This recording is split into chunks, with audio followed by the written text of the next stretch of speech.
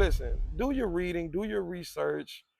It's nothing wrong with watching other gardeners, but like I said, always have you a tester plant. So you have a plant to where if you see a video, let's take for instance, you see one of my videos and I'm doing something called topping.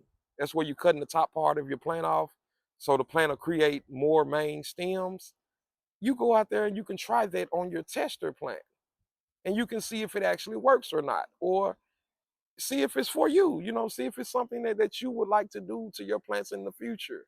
Now, to touch a little bit about this video about the brown sugar and the water. Let me say this.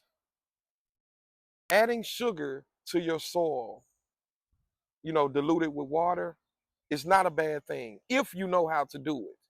If you don't know how to do it, then hey, don't do it, or get with someone who knows how to do it so they can instruct you on how to do it.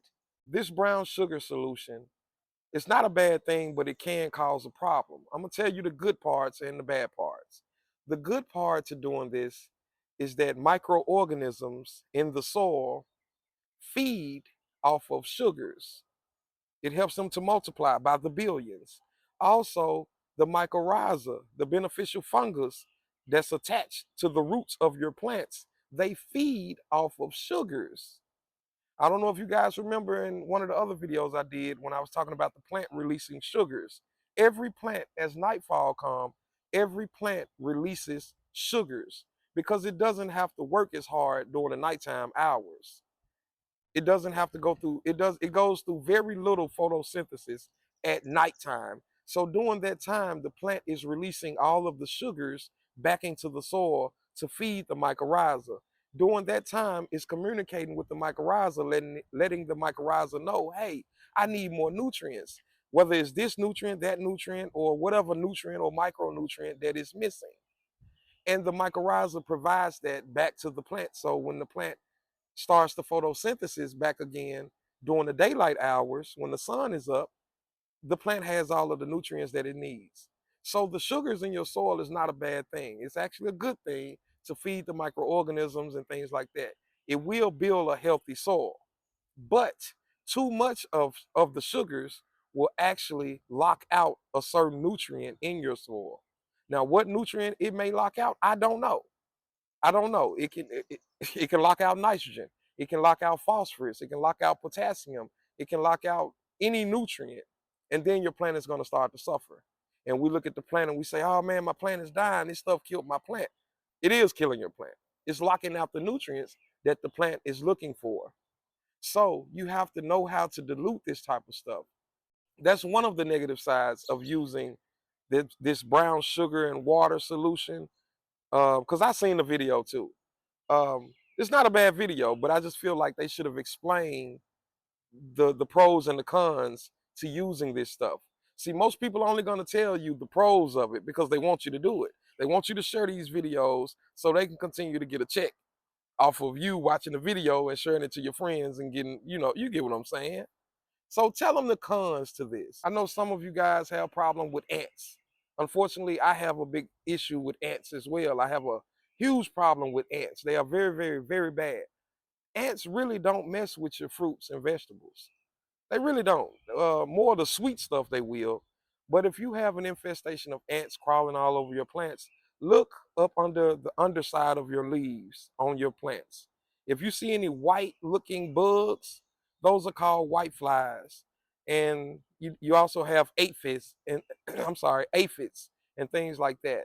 But those white flies leave a oily sap as they eat on your plants. Now they will kill a plant and they bring diseases and things like that. But that's what those ants are attracted to. If you water that into your soil with all of these sugars, I just told you that ants are attracted to sugars. Ants are attracted to anything sweet. You can go outside and throw a piece of candy on the ground, not see an ant in sight. And soon as that candy hit the ground, it's swarmed with a bunch of ants. They come out of nowhere.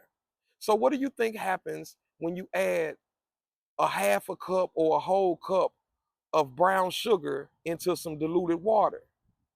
This is what happens. It draws in a bunch of unwanted pests, insects, and all that type of stuff that you do not want in your garden. That's what it does.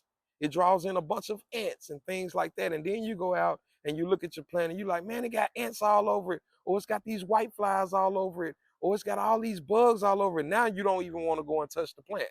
Now you're going to Home Depot or Lowe's somewhere and you're spraying your plant with all these chemicals and stuff. And these chemicals get onto the plant. God forbid if they don't kill the plant, I'm talking about the chemicals, you're going to kill all of the beneficial life that you have in your soil, which is the microorganisms, the beneficial fungus, which is the mycorrhiza, and all of this. And now your plant is dead. And you're running around saying, well, I just don't have a green thumb for growing. You do. You do. You know how to grow. You just need somebody like me to come and let you know to stop believing everything that you see and that you even hear. I'm telling you, well, everything that you hear and half of what you see, like seriously, take your time, run you some tester plants. If you plant tomatoes and you like tomatoes, grow you 2 tomato plants. These the 2 that you're going to eat off of.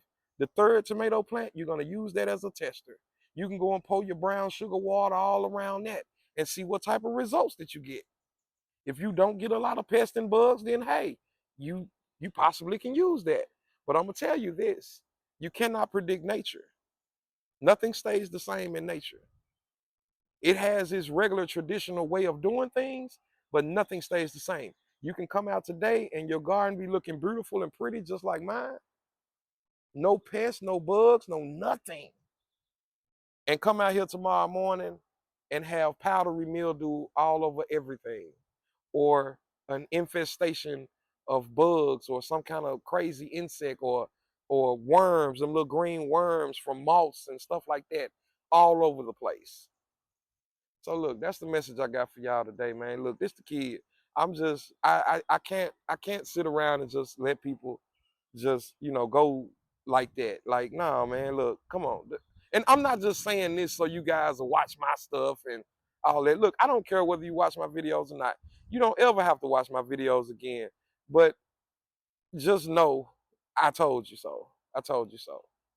Be wise on what you do to your plants, like the information that you receive from these other people and other videos. A lot of this stuff is AI generated.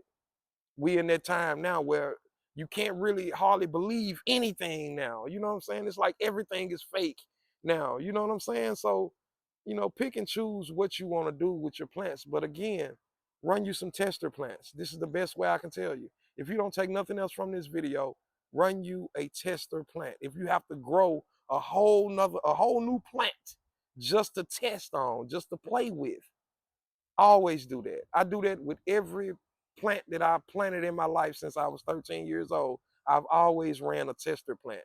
I learned that from my grandma. I've always ran a tester plant to play around with, to experiment with, and it also helps you to learn about that particular plant and a bunch of other stuff, man. You'd be surprised at what you learn just by doing testers. I'm serious, people. And listen to me. Feed your soil and not the plants. Feed your soil and not the plant. What does it take to grow a plant? Let's go right to the source. It takes fertile soil to grow a plant. You can start a plant off in peat moss or something like that with no nutrients. After a while, that plant is going to die if it do not get into some soil where it lives, where it thrives best. So feed your soil, not the plant.